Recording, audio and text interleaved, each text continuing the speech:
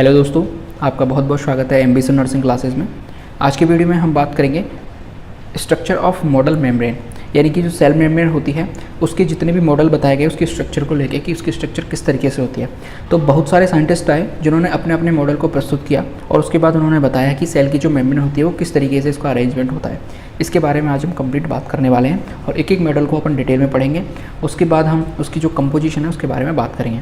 तो चलिए दोस्तों, वीडियो को अपन स्टार्ट कर दें। देखिए, सबसे पहले हम देखेंगे व्हाट इज़ प्लाज्मा मेम्ब्रेन, यानी कि प्लाज्मा मेम्ब्रेन क्या होती है। उसके बाद हम कई सारे मॉडल्स हैं जिसको पढ़ेंगे, जैसे कि फ्लूइड मोज़ेक मॉडल है जो कि मोस्ट एक्सेप्टेड मॉडल माना जाता है। उसके बाद पढ़ेंगे अपन सैंडविच मॉडल जो कि सबसे पहले दिया गया था, ठीक है। उसके बाद यूनिट मेम्ब्रेन मॉडल जो भी बीच में दिया गया था, और उसके बाद अपन इसके केमिकल कंपोजिशन के बारे में बात करेंगे। इस वीडियो में अपन कंप्लीट ये सारी चीज़ें पढ़ने वाले हैं। तो देखिए, सबसे पहले हमें ये समझना होगा कि प्लाज्मा मेम्ब्रेन होती क्या है। देखिए, हमारे यहाँ पर जब हमने सेल की बात की थी तो दो सेल हमने देखी थी, एक यूकैरियोटिक थी और एक प्रोकैरियोट थी। इसके अलावा एक प्लांट सेल होती है और एक कौन सी होती है, एनिमल सेल होती है, ठीक है। यदि हम एक टिपिकल सेल की बात करें तो सेल के बाहर की तरफ एक मोटी परत पाई जाती है जिसे अपन क्या कह देते हैं, सेल वॉल कह देते हैं। लेकिन यदि हम एनिमल सेल की बात करें तो एनिमल सेल में सेल वॉल बिल्कुल एब्सेंट होती है, यानी कि नहीं पाई जाती। तो जब एनिमल सेल की अपन बात करते हैं उसमें सबसे जो आउटर कवरिंग होती है वो क्या होती है, आपकी सेल मेम्ब्रेन होती है, ठीक है। इस सेल मेम्ब्रेन को ही क्या बोला जाता है, प्लाज्मा मेम्ब्रेन बोला जाता है, प्लाज्मा लेमा बोला जाता है, साइटोप्लाज्मिक मेम्ब्रेन भी बोला जाता है, ठीक है। देखिए, the outer most limit of a cell is compose of living और नॉन लिविंग मटेरियल और both it is called a plasma membrane, ठीक है। यानी कि आउटर मोस्ट सेल की कोई भी लिमिट है, आउटर मोस्ट लेयर है जो कि लिविंग या नॉन लिविंग मटेरियल से मिलकर बनी हुई हो सकती है, उससे अपन क्या कह देते हैं, प्लाज्मा मेम्ब्रेन कह देते हैं। प्लाज्मा मेम्ब्रेन को साइटोप्लाज्मिक मेम्ब्रेन, सेल मेम्ब्रेन या फिर प्लाज्मा लेमा भी कहा जाता है। The outer boundary of the cell is also called the plasma membrane, यानी कि जो आउटर मोस्ट बाउंड्री है उसे भी क्या कह देते हैं, अपन प्लाज्मा मेम्ब्रेन कह देते हैं। It is composed of 4 different type of molecule, यानी कि ये 4 विभिन्न प्रकार के जो मॉलिक्यूल्स हैं अलग अलग मॉलिक्यूल से मिलकर बनी हुई होती है। उसमें कौन कौन से मॉलिक्यूल आते हैं, आपके फॉस्फोलिपिड्स आते हैं, कोलेस्ट्रॉल आता है, प्रोटीन्स आते हैं, कार्बोहाइड्रेट्स आते हैं, ठीक है। इन चारों अलग अलग प्रकार के जो डिफरेंट सी मॉलिक्यूल्स हैं इनसे मिलकर आपकी क्या बनी हुई होती है, प्लाज्मा मेम्ब्रेन आपके मिलकर बनी हुई होती है। अब ये हमने प्लाज्मा मेम्ब्रेन के बारे में देखा। अब जब प्लाज्मा मेम्ब्रेन के स्ट्रक्चर के बारे में बात हुई, लोगों ने पूछा कि भाई प्लाज्मा मेम्ब्रेन है, बात ठीक है आपकी, लेकिन वो किस तरीके से अरेंज होती है, क्या उसका स्ट्रक्चर होता है, वो उसके बारे में बताइए। तो कई सारे साइंटिस्टों ने जब इस पर खोज करना स्टार्ट किया तो खोज करने के बाद कई सारे साइंटिस्ट अपनी अपनी थ्योरीज लेके आए और उन्होंने अपने अपने मॉडल के द्वारा उसको एक्सप्लेन करने की कोशिश की। उनमें जो मेन आते हैं आपके मॉडल वो नाम नीचे लिखे हुए हैं, कौन कौन से देखिए, fluid mosaic model, sandwich model और यूनिट मेम्ब्रेन मॉडल। सबसे पहले हम मॉडल की बात करते हैं तो सबसे पहले मॉडल आया वो सैंडविच मॉडल था, जो कि किसने दिया था, डेनियल और डेप्सन ने 1930 के अंदर, ठीक है। इन्होंने सबसे पहले बताया था प्लाज्मा मेम्ब्रेन के स्ट्रक्चर के बारे में। इसके बारे में हम आगे बात करेंगे। उसके बाद आए रॉबर्टसन ने यूनिट मेम्ब्रेन मॉडल के बारे में बताया इन्होंने कि किस तरीके से जो सेल मेम्ब्रेन है वो एक इकाई के रूप में, यानी एक यूनिट के रूप में पाई जाती है, ठीक है। इसके बाद इन मॉडल में कई सारी कमियां थी, ठीक है, ये ठीक प्रकार से उसको नहीं बता पाए, लेकिन जैसे जैसे आगे डिस्कवरी होने लगी तो उसके बाद एक मोस्ट एक्सेप्टेड मॉडल आया फ्लूइड मोज़ेक मॉडल, जिसको दिया सिंगर और निकोलसन ने 1972 के अंदर। ये मोस्ट एक्सेप्टेड मॉडल क्यों माना जाता है, क्योंकि इसमें कोई भी कमी नहीं थी और आज तक ये चला आ रहा है, यानी इसको सबसे ज़्यादा मान्यता दी गई थी, ठीक है। चलिए, अब सबसे पहले अपन पहले मॉडल की बात करते हैं, यानी सैंडविच मॉडल की अपन बात कर लेते हैं कि सैंडविच मॉडल क्या था। जैसा कि नाम में क्लियर है, सैंडविच हम सब जानते हैं क्या होता है कि 2 ब्रेड्स होती हैं और ब्रेड्स के बीच में आलू का जो पेस्ट है वो भरा हुआ रहता है, ठीक है। तो इसी तरीके से इन्होंने क्या बताया, डेनियल और डेविसन मॉडल ने सबसे पहले इसके बारे में बताया। इन्होंने कहा कि ऊपर की तरफ 2 लेयर पाई जाती हैं, जैसे कि सैंडविच में ब्रेड पाई जाती है ऊपर की तरफ, इसी तरीके से 2 लेयर पाई जाती हैं और ये लेयर किसकी बनी हुई होती हैं, प्रोटीन की ये लेयर बनी हुई होती है। और जिस तरीके से सैंडविच के अंदर बीच में आपका आलू या फिर मसाला जो पेस्ट भरा हुआ रहता है उसी तरीके से फॉस्फोलिपिड की 2 परत पाई जाती हैं, ठीक है, यानी वाई लेयर फॉस्फोलिपिड्स पाए जाते हैं और बिल्कुल सैंडविच जैसी संरचना यहाँ पर देखने को मिलती है। ये बताया सबसे पहले किसने, डेनियल और डेविसन ने, ठीक है। इसके बाद इन्होंने बताया कि ये जो, इसको मैं बाहर निकाल के आपको दिखाता हूँ। देखिए, ये जो क्या है आपका लिपिड का मॉलिक्यूल है, ठीक है, फॉस्फोलिपिड का मॉलिक्यूल है। इसका जो हेड, ये वाला गोल सा पोर्शन है, इसे बोला जाता है हेड, और ये है, इसे बोला जाता है टेल, ठीक है। इसमें इन्होंने बताया कि जो हेड वाला पोर्शन होता है वो हाइड्रोफिलिक होता है, ठीक है, यानी कि ये जल से स्नेह करने वाला होता है, जल स्नेही होता है। इसके बाद हम बात करते हैं कि जो टेल वाला पोर्शन होता है वो हाइड्रोफोबिक होता है, यानी कि पानी से ये दूर भगता है। इसके बारे में इन्होंने बताया। इसके बाद इन्होंने बताया कि ये जो प्रोटीन लेयर से आपकी ये जो जुड़ा हुआ होता है प्रोटीन लेयर से, इसमें 2 बॉन्ड्स पाए जाते हैं। एक बॉन्ड होता है आपका कौन सा, हाइड्रोजन बंध, यानी हाइड्रोजन बॉन्ड, और दूसरा होता है आपका कौन सा, आयोनिक बॉन्ड। ठीक है, इन दो बॉन्ड्स के द्वारा ये प्रोटीन से जुड़े हुए रहते हैं। इसके बारे में बताया किसने, डेनियल और डेविसन ने। जब इनसे और पूछा गया कि आप और बताइए कि क्या क्या आप इसके बारे में बता सकते हैं, तो वो हम आगे जब मॉडल पढ़ेंगे, यानी स्ट्रक्चर को मैं आपको आगे बताऊंगा, तब बताऊंगा क्या होता है। पहले हम इस स्लाइड को क्लियर कर लेते हैं। देखिए, डेविसन और Daniel model was a model of the plasma membrane of a cell proposed in 1935 by Hugh Davson and James Daniel, यानी कि ये तो इनका पूरा नाम इसमें बताया गया है। ठीक है, the most describe the model describe a phospholipid bilayer that lies between two layers of globular protein, यानी कि इन्होंने बताया कि जो फॉस्फोलिपिड की बाइलेयर होती है वो ग्लोबुलर प्रोटीन की दो लेयर के बीच में फंसी हुई रहती है, यानी कि बीच में पाई जाती है। ठीक है, जो डेनियल डेविसन मॉडल था was the first attempt to describe membrane structure in terms of molecules and to relate the structure to biological and chemical properties. यानी कि मैंने आपको बताया कि डेनियल डेविसन जो मॉडल है, पहली बार इन्होंने किसी भी प्लाज्मा मेम्ब्रेन के बारे में पहली बार इन्होंने उसको मॉलिक्यूलर फॉर्म में बताया, और इसके बाद इन्होंने उसके स्ट्रक्चर को बायोलॉजिकल और केमिकल प्रॉपर्टीज़ भी उसके बारे में बताई कि किस तरीके से जो एक प्लाज्मा मेम्ब्रेन है वो बनती है, यानी कि उसका जो केमिकल कंपोजिशन है वो किस तरीके से होता है। ठीक है, चलिए अब यहाँ पर हम इस मॉडल को एक बार ढंग से समझ लेते हैं। देखिए, ऊपर की तरफ आपको एक लेयर दिखाई दे रही है और नीचे की तरफ आपको सेम लेयर दिखाई दे रही है। ये दोनों लेयर हैं किसकी, प्रोटीन की।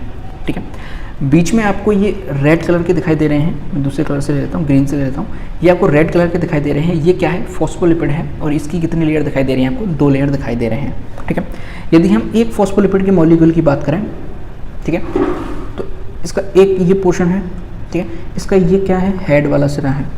ठीक है, और ये है इसकी क्या, टेल। जो हेड है वो होता है पोलर आपका, और जो टेल है वो होती है क्या, नॉन पोलर होती है। पोलर का मतलब क्या होता है कि ये हाइड्रोफिलिक होता है, हाइड्रोफिलिक, यानी कि ये वाटर के पास जा सकता है, इससे कोई प्रॉब्लम नहीं होती है। जो टेल वाला पोर्शन होता है ये क्या होता है, हाइड्रोफोबिक। ठीक है, हाइड्रोफोबिक का मतलब क्या होता है कि ये पानी को दूर भगाता है, यानी कि पानी को अपने पास नहीं आने देता। ठीक है, ये मतलब होता है पोलर और नॉन पोलर के बीच का। यदि हम इसके हेड की बात करें तो यहाँ पे दो बॉन्ड पाए जाते हैं। ठीक है, एक बॉन्ड होता है कौन सा, हाइड्रोजन बॉन्ड। ठीक है, इसी तरीके से दूसरा बॉन्ड होता है कौन सा, आयोनिक बॉन्ड। ठीक है, तो ये जो फॉस्फोलिपिड है वो प्रोटीन से दो बॉन्ड्स के द्वारा जुड़ी हुई होती है, हाइड्रोजन बॉन्ड के द्वारा और आयोनिक बॉन्ड के द्वारा। ठीक है, यदि हम दोनों लिपिड्स की बात करें आपस में, यानी कि ये दोनों लिपिड्स भी आपस में जुड़ी हुई होती हैं, और ये बॉन्ड कौन सा होता है, वो वॉन डर वाल बॉन्ड। ठीक है, ये सबसे बिगेस्ट बॉन्ड होता है, यानी कि बिगेस्ट फोर्स होता है, इसलिए इससे द्वारा ये दोनों मॉलिक्यूल आपस में जुड़े हुए होते हैं। ठीक है, तो इस तरीके का मॉडल किसने दिया, सबसे पहले डेनियल और डेविसन ने दिया था। ठीक है, और इसके अलावा इन्होंने क्या बताया कि ये जो प्लाज्मा मेम्ब्रेन होती है ये वाटर में नॉन सॉल्युबल होती है। ठीक है, यानी पानी में नहीं घुलती है। क्यों, क्योंकि इसके पास दो पोर्शन होते हैं, एक आपका हाइड्रोफिलिक होता है, ये तो पानी के पास चला जाता है, यानी ये तो पानी में घुलने की कोशिश करता है, लेकिन जो हाइड्रोफोबिक है ये पानी को दूर भगाता है और ये पानी में इसको घुलने नहीं देता। लेकिन जो कार्बनिक विलायक होते हैं, यानी कि जो आपके ऑर्गेनिक सॉल्वेंट होते हैं, उनके अंदर ये आसानी से डिसॉल्व हो जाती है। ठीक है, ये बताया सबसे पहले किसने, आपके कौन थे, डेनियल और डेविसन ने। ठीक है, ये मॉडल हो गया आपका पहला कौन सा, सैंडविच मॉडल, या फिर इसे ही अपन कह देते हैं ट्राइलेमिनर मॉडल। ठीक है, चलिए अब देखिए क्या है कि according to the bimolecular model of Daniel Davson plasma membrane, the polar hydrophilic head of phospholipid are oriented toward the protein layer forming a hydrophilic zone. यानी कि मैंने आपको बताया कि ये जो शिरा है, इसका हेड वाला पोर्शन है, ये प्रोटीन से अटैच रहता है। ठीक है, और इसको क्या कहते हैं, हाइड्रोफिलिक कहते हैं, और ये हाइड्रोफिलिक जोन को बनाता है। इसी तरीके से जो नॉन पोलर पोर्शन होता है ये वाला, ये कौन सा होता है, हाइड्रोफोबिक टेल कहलाती है आपकी, और ये कौन सा जोन बनाता है, ये हाइड्रोफोबिक जोन बनाता है, और ये आपस में पोलर हेड अटैच रहते हैं। कौन सा बॉन्ड था, वॉन डर वाल बॉन्ड था। ठीक है, दे theorized a phospholipid bilayer surrounded by two layers of proteins on the inner and outer surface। ठीक है, यानी कि बीच में एक फॉस्फोलिपिड की परत है और ऊपर की तरफ एक प्रोटीन है, नीचे की तरफ भी एक प्रोटीन है, बीच में क्या फंसी हुई है, आपकी फॉस्फोलिपिड फंसी हुई होती है। ठीक है, अगली हम बात करते हैं यूनिट मेम्ब्रेन मॉडल के बारे में। यूनिट मेम्ब्रेन मॉडल था वो सबसे पहले रॉबर्टसन ने दिया और 1959 के अंदर इन्होंने इसको प्रपोज किया। ठीक है, और ये भी most accepted and widely use था ये जो मॉडल था। ठीक है, इस मॉडल के अकॉर्डिंग क्या था कि प्लाज्मा मेम्ब्रेन की जो थिकनेस थी उसके बारे में इन्होंने बताया, बाकी कुछ भी नया नहीं था इसके अंदर। जब इनसे लोगों ने पूछा कि आप नया क्या लेके आए हैं, तो इन्होंने बताया कि देखिए जो सैंडविच मॉडल था उसमें जो सारी चीज़ें थी वो बिल्कुल एकदम सही थी, लेकिन उन्होंने उसकी थिकनेस नहीं बताई। तो मैं उसकी थिकनेस आपको एक बार बताना चाहता हूँ। तो इन्होंने उसकी जो थिकनेस बताई वो 75 एंगस्ट्रॉम के आसपास इन्होंने बताया कि जो टोटल प्लाज्मा मेम्ब्रेन की मोटाई होती है, थिकनेस होती है, वो 75 एंगस्ट्रॉम होती है। ठीक है। इसके बाद इन्होंने बताया कि जो आउटर लेयर होती है, प्रोटीन की जो आउटर लेयर होती है वो कितनी होती है, 20 एंगस्ट्रॉम होती हैं। और बीच में जो बाई लेयर पाई जाती है फॉस्फोलिपिड की, उसकी मोटाई होती है लगभग 35 एंगस्ट्रॉम। ठीक है। तो आप जोड़ लीजिए, ऊपर की तरफ 20 एंगस्ट्रॉम, ये 20 एंगस्ट्रॉम, ठीक है, ये 20 एंगस्ट्रॉम, और बीच में थी आपकी कौन सी, फॉस्फोलिपिड की लेयर, ये कितनी थी, 35 एंगस्ट्रॉम। टोटल करेंगे तो कितना आएगा, 75 एंगस्ट्रॉम। यानी कि टोटल थिकनेस इसकी कितनी बताई इन्होंने, 75 एंगस्ट्रॉम बताई। ठीक है। Actually the lipid layer is compose of 2 phospholipid layer which are so closely arranged that they appear to be a single layer when viewed from the top. इन्होंने क्या बताया कि ये जो फॉस्फोलिपिड है और जो प्रोटीन की लेयर है, ये आपस में इतनी क्लोजली अरेंज रहती है कि ऊपर से देखने पर एक सिंगल लेयर की तरह दिखाई देती है, इसलिए इसे क्या कहा जाता है, यूनिट मेम्ब्रेन मॉडल कहा जाता है। ठीक है। इसके अलावा और क्या बताया इन्होंने बताया कि जो प्लाज्मा जो मेम्ब्रेन होती है उसका जो कंपोजिशन होता है, जितनी भी लिविंग सेल है उन सब में एक जैसा होता है, यानी कि यूनिट होता है, एक कॉमन तरीके से उसका जो कंपोजिशन है वो होता है। ये बताया किसने, रॉबर्टसन ने। ठीक है। तो रॉबर्टसन का मॉडल कुछ इस तरीके का था। देखिए ऊपर की तरफ ग्लाइकोप्रोटीन है, ठीक है, और ये भी क्या है, प्रोटीन है। इसकी थिकनेस कितनी बताई है इन्होंने, 20 एंगस्ट्रॉम। इसकी थिकनेस 20 एंगस्ट्रॉम। और ये जो बाइलिपिड लेयर है इसकी थिकनेस कितनी है, 35 एंगस्ट्रॉम। यदि हम इसका टोटल करेंगे 35 एंगस्ट्रॉम, कितना आ जाएगा ये, 75 एंगस्ट्रॉम। इसका इन्होंने बताया रॉबर्टसन मॉडल ने। ठीक है। चलिए अब जो सबसे मोस्ट एक्सेप्टेड मॉडल आया है जिसे कहते हैं अपन फ्लोड मोज़ेक मॉडल, इसके बारे में अपन बात करते हैं कि फ्लोड मोज़ेक मॉडल था क्या। तो फ्लोड मोज़ेक मॉडल जो सबसे मोस्ट एक्सेप्टेड मॉडल माना जाता है वो सिंगर और निकोलसन ने दिया 1972 के अंदर। ठीक है। इन्होंने क्या बताया कि जो भी चीज़ें पिछले मॉडल्स में बताई गई हैं वो सारी चीज़ें ठीक है, लेकिन उन्होंने एक गड़बड़ी कर दी कि प्रोटीन जो आप एक लेयर के रूप में बता रहे हैं वो लेयर के रूप में नहीं पाई जाती, छोटे छोटे पीसेस के रूप में प्रोटीन पाई जाती है, और कई रूपों में यानी अलग अलग प्रकार की जो प्रोटीन है वो पाई जाती है। ठीक है। तो इन्होंने क्या बताया, it also shows 2 layers of lipids and protein each, कोई बड़ी बात नहीं बताई, but according to it the protein layers have 2 types of molecules, some molecules enter deeply layers and are called intrinsic proteins, they are cannot be easily separated. यानी इन्होंने क्या बताया कि कुछ प्रोटीन के जो मॉलिक्यूल ऐसे होते हैं जो बाइलिपिड बताई थी आपको, फॉस्फोलिपिड की जो लेयर थी उसके अंदर धसे हुए रहते हैं। ठीक है। धसे हुए रहते हैं, उन्हें क्या कहा जाता है, इंट्रिंसिक प्रोटीन कहा जाता है, और उन्हें अपन आसानी से सेपरेट नहीं कर सकते। ठीक है। पहली चीज़ तो इन्होंने ये बताई। दूसरी इन्होंने क्या बताया, second type of protein molecule which do not enter deeply into the lipid layer but remain attached to the their surface only are called extrinsic protein. यानी कि कुछ प्रोटीन के मॉलिक्यूल ऐसे होते हैं जो बाहर की तरफ ही पाए जाते हैं, यानी अंदर उसमें धसे हुए नहीं होते हैं, उसे अपन क्या कहते हैं, एक्सट्रिंसिक प्रोटीन कह देते हैं, और इन्हें अपन आसानी से सेपरेट कर सकते हैं। ठीक है। इट्स विस्कोसिटी और फ्लूइडिटी लाइक ऑयल। ठीक है। यानी कि इनमें विस्कोसिटी पाई जाती है और इनमें बहने का गुण पाया जाता है। यानी कि जब इस मॉडल के बारे में इन्होंने पूछा गया कि आप इसके बारे में थोड़ा डीपली बताइए, तो इन्होंने क्या बताया कि एक तरीके से एक समुद्र है, किसका, फॉस्फोलिपिड का। ठीक है। फॉस्फोबाइलिपिड लेयर का एक समुद्र है, उसके अंदर छोटे छोटे प्रोटीन के पीसेज आपके तैर रहे हैं, कुछ इस तरीके से इन्होंने इसको डिस्क्राइब किया था। ठीक है। यहाँ पे मैं आपको क्लियरली इस इमेज के द्वारा समझाने की कोशिश करूँगा कि क्या होता है। देखिए हमने देखा कि प्रोटीन की परत ऊपर की तरफ पाई जाती है पिछले मॉडल्स में, लेकिन इन्होंने बताया कि एक परत के रूप में, यानी एक लेयर के रूप में प्रोटीन नहीं पाई जाती, छोटे छोटे अलग अलग प्रकार के पीसेज के रूप में प्रोटीन पाई जाती है। तो देखिए जो कुछ प्रोटीन्स हमें बाहर की तरफ दिखाई दे रही हैं, यहाँ से अपन स्टार्ट करते हैं, ये कौन सी होती हैं, ग्लोबुलर प्रोटीन होती हैं, और ये अंदर की तरफ धसी हुई नहीं होती हैं। ठीक है। नॉर्मल ऊपर सरफेस की तरफ ये प्रोटीन पाई जाती हैं। ये ग्लोबुलर प्रोटीन है, यदि इसके ऊपर ग्लूकोज का अणु यानी कि कार्बोहाइड्रेट जुड़ जाता है तो इसे अपन क्या कह देते हैं, ग्लाइकोप्रोटीन कह देते हैं। ठीक है। इसी तरीके से लिपिड के ऊपर यदि कार्बोहाइड्रेट अणु आकर जुड़ जाते हैं, मॉलिक्यूल आकर जुड़ जाते हैं, तो इसे अपन क्या कह देते हैं, ग्लाइकोलिपिड कह देते हैं। ठीक है। इसके अलावा कार्बोहाइड्रेट भी इसमें पाया जाता है। ठीक है। कुछ प्रोटीन ऐसे होते हैं जो हेलिक्स के रूप में पाए जाते हैं, जिसे अपन क्या कह देते हैं, अल्फा हेलिक्स प्रोटीन कह देते हैं। अब जो बात करते हैं, अपन ने जो बात की थी इंट्रिंसिक प्रोटीन और एक्सट्रिंसिक प्रोटीन के बारे में, तो ये जो ग्लोबुलर प्रोटीन पाई जा रही है इसे अपन कह देते हैं क्या, एक्सट्रिंसिक प्रोटीन ठीक है। और एक्सट्रिंसिक प्रोटीन का मतलब इन्हें अपन सरफेस पर ये पाए जा रहे हैं और इन्हें अपन बड़ी आसानी से सेपरेट कर सकते हैं। और एक्सेंट्रिक जो प्रोटीन होती है ये कुल प्रोटीन का 30% जो पार्ट है उसको बनाती है। ये बहुत लूजली बाइंडेड होती है, ठीक है। और ये बहुत ज़्यादा एंजाइमेटिक एक्टिव होती है, यानी कि बहुत आसानी से एंजाइम से जो है रिएक्शन कर लेती है और आसानी से इसको सेपरेट अपन कर सकते हैं। लेकिन और इसी को अपन ग्लोबुलर प्रोटीन को ही एक नाम देते हैं क्या, पेरिफेरल प्रोटीन, यानी कि परिधि की तरफ, पेरिफेरी की तरफ जो पाई जा रही है उसे अपन पेरिफेरल प्रोटीन भी कह देते हैं। लेकिन जो प्रोटीन इंट्रिंसिक प्रकार की होती है जिसे इंटीग्रल प्रोटीन भी कह देते हैं, वो अंदर की तरफ धसी हुई रहती है, ठीक है। ये टोटल प्रोटीन का 70% पोर्शन बनाती हैं। ये टाइटली बॉन्डेड होती हैं, ठीक है, और कम एंजाइमिक एक्टिव होती हैं, यानी कि आसानी से एंजाइम से रिएक्शन नहीं करती हैं और इनको सेपरेट करना बिल्कुल भी ईजिली नहीं होता है। ये मैंने पिछले स्लाइड में आपको बता दिया था, ठीक है।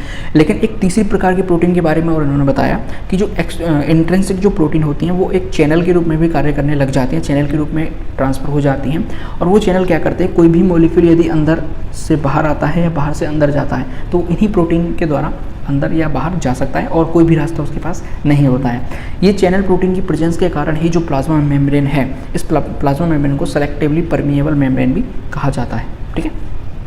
इसके अलावा इसमें कोलेस्ट्रॉल भी पाया जाता है। ये हम किस में बात करेंगे, इसके केमिकल कंपोजिशन के में बात करेंगे। तो यहाँ तक हमने सारे मॉडल्स को आई होप कंप्लीट कर लिया कि सब मॉडल्स को मैंने आपको बता दिया एक एक सबके बारे में। सबसे पहले हमने सैंडविच मॉडल को देखा, 2 सैंडविच के रूप में जिस तरीके से सैंडविच होती है उसमें के रूप में पाई जाती है। इसके अलावा रॉबर्टसन मॉडल हमने देखा, यूनिट मेम्ब्रेन मॉडल जिसे अपन कह देते हैं। इसके बाद हमने फ्लूइड मोज़ेक मॉडल देखा। फ्लूइड मोज़ेक का मतलब होता है फ्लूइड यानी फ्लूइडिटी पाई जा रही है किसकी, लिपिड की, और उसके अंदर कौन तैर रहा है, प्रोटीन के छोटे छोटे मॉलिक्यूल तैर रहे हैं, ठीक है। इसलिए इसे क्या कह देते हैं, फ्लूइड मोज़ेक मॉडल भी कह देते हैं, ठीक है। अब यदि हम इसके केमिकल कंपोजिशन की बात करें कि इसका केमिकल कंपोजिशन क्या है, तो chemically the plasma membrane consist of lipids and proteins but a small amount of carbohydrate has also been reported from certain cell membrane. यानी कि जब स्टार्टिंग में किसके केमिकल कंपोजिशन की बात की गई तो लोगों को बताया गया कि इसमें लिपिड्स पाई जाती हैं, जो कि हमने देखा था, और इसके अलावा इसमें प्रोटीन्स पाई जाती हैं। लेकिन जब इसको ढंग से इसको तरीके से जब इसको मेज़र किया गया तो इसमें लोगों ने देखा कि इसमें थोड़ी सी मात्रा में कार्बोहाइड्रेट भी पाए जा रहे हैं, रिपोर्ट की गई कार्बोहाइड्रेट की, ठीक है। अब यदि हम लिपिड की बात करते हैं कि इसमें लिपिड का कितना रोल होता है, तो लिपिड है वो 20 to 40% बनाती है किसकी, प्लाज्मा मेम्ब्रेन के जो ड्राई वेट होता है इसमें, यानी कि इसमें 20 to 40% क्या पाए जाते हैं, लिपिड्स पाए जाते हैं। और लिपिड्स में भी यदि हम उसके मेन लिपिड की बात करें कि कौन से लिपिड्स के फॉर्म पाए जाते हैं, तो फॉस्फोलिपिड पाए जाते हैं। इसके अलावा कोलेस्ट्रॉल इसके मेन कॉन्स्टिट्यूंट्स होते हैं, ठीक है। इसके अलावा कुछ अदर लिपिड्स भी पाए जाते हैं, जैसे कि आपके ग्लाइकोलिपिड्स मैंने आपको बताया था, यानी लिपिड के साथ यदि ग्लूकोज आके जुड़ जाता है तो उसे अपन ग्लाइकोलिपिड्स कह देते हैं। इसके अलावा ग्लाइकोफॉस्फेटाइड्स भी इसके अंदर देखने को हमें मिलते हैं, ठीक है। जो ग्लाइकोलिपिड्स हैं प्लाज्मा मेम्ब्रेन के, उनमें क्या होता है, शुगर होती है, ठीक है, और लिपिड आपस में जुड़ के, मैंने आपको बताया था ग्लूकोज और लिपिड आपस में मिलकर क्या बनाएंगे, ग्लाइकोलिपिड्स बना देते हैं। कुछ फैटी एसिड्स होते हैं जैसे कि आपके पाल्मेटिक, स्टीयरिक और ओलिक एसिड, ठीक है, ये मिलकर क्या बना रहे हैं, एक लिपिड का फॉर्म है, यानी इस तरीके के लिपिड्स इसमें पाई जा रही हैं। यदि हम प्रोटीन की बात करें तो प्रोटीन है वो 60 to 80% बनाती है प्लाज्मा मेम्ब्रेन की, ठीक है, टोटल ड्राई वेट की 60 to 80% ये बनाती है। प्लाज्मा मेम्ब्रेन की जो प्रोटीन है वो एंजाइम की तरह भी क्या करती है, फंक्शन करती है, और कोई भी केमिकल रिएक्शन होती है उसको स्पीड अप करने का काम करती है, ठीक है।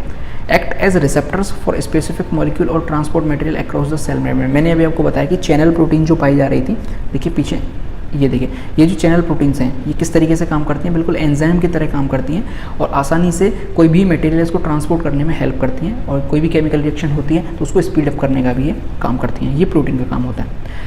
प्रोटीन है वो किससे मेडअप होती है, आप सब जानते हैं, अमीनो एसिड्स के जो नंबर्स हैं, अमीनो एसिड्स मिलके आपस में क्या बनाते हैं, पेप्टाइड बंध के द्वारा क्या बनाते हैं, प्रोटीन्स बनाते हैं, ठीक है।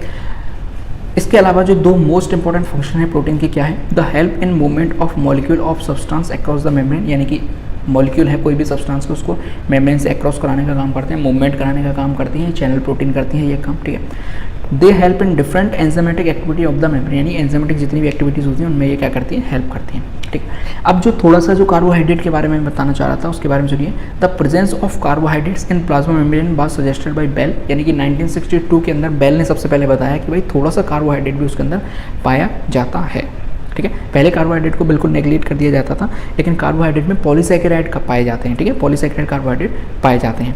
जो मोस्ट कॉमन कार्बोहाइड्रेट्स वो कौन कौन से, हेक्सोज हो गया आपका, हेक्सो एमाइन हो गया, फ्यूकोज हो गया एंड सिएलिक एसिड हो गया। ये कार्बोहाइड्रेट्स में क्या पाए जाते हैं, बहुत थोड़ी सी मात्रा में ये पाए जाते हैं, ठीक है। तो इस तरीके से अपन ने केमिकल जो कंपोजिशन है प्लाज्मा मेम्ब्रेन का, इसके बारे में अपन ने कंप्लीट बात कर ली। एक चीज़ मैं आपको इम्पोर्टेंट यहाँ बताना चाह रहा था कि देखिए, भले ही जो प्रोटीन है वो 60 to 80% बना रही है किसका, प्लाज्मा मेम्ब्रेन का, लेकिन यदि हम इसके मेजर बात करें कंपोनेंट की, यानी कि सबसे ज़्यादा मात्रा में कौन सा पाया जाएगा, तो वहाँ पे आपको किस पे टिक लगाना है, लिपिड पे टिक लगाना है। भले ही ये 20 to 40% बना रहा है इसका, लेकिन इसका जो मेन कंपोनेंट्स होता है वो मेन कंपोनेंट्स कौन होता है, लिपिड होता है। क्यों? क्योंकि हमने देखा था कि भाई जिसकी मात्रा ज़्यादा है, लिपिड की मात्रा ज़्यादा है, ठीक है, उसी में तो प्रोटीन्स तैरेंगे। तैरने का मतलब क्या है, यदि हम समुद्र में किसी चीज़ को तैरा रहे हैं तो समुद्र में पानी की मात्रा ज़्यादा है, उसमें कोई जहाज़ है या कोई शिप है वो तैरता है, ठीक है। तो इस तरीके से भले ही 20 to 40% बना रहा है, लेकिन मात्रा किसकी ज़्यादा है, वो लिपिड्स की मात्रा ज़्यादा होती है। इस तरीके से आज के लेक्चर में हमने क्या क्या कंप्लीट किया, जो जितने भी प्लाज्मा मेम्ब्रेन के मॉडल्स होते हैं उनके बारे में अपन ने बात की। उसके अलावा हमने जो प्लाज्मा मेम्ब्रेन की जो केमिकल कंपोजिशन है उसके बारे में बात की। आगे जब बायोकेमिस्ट्री अपन स्टार्ट करेंगे उसमें मैं आपको सारी चीज़ें बताऊँगा। लिपिड्स होती हैं, कितने प्रकार की लिपिड्स होती हैं, प्रोटीन किस तरीके से बनती है, उसका डाइजेशन या फिर उनका मेटाबॉलिज्म किस तरीके से होता है, वो सारी चीज़ें अपन कवर अप करने वाले हैं, ठीक है। तो आज की वीडियो में सिर्फ इतना ही। अगर आपको वीडियो अच्छा लगा है तो लाइक ज़रूर करें, चैनल को सब्सक्राइब जरूर कर लें, दोस्तों के साथ शेयर करें। किसी अदर वीडियो पे, अदर टॉपिक पे आपको वीडियो चाहिए तो कमेंट बॉक्स में जरूर लिखें, उस पर आपको वीडियो मिल जाएगी। बाकी देश से प्यार करें, माता पिता से प्यार करें। जय हिंद।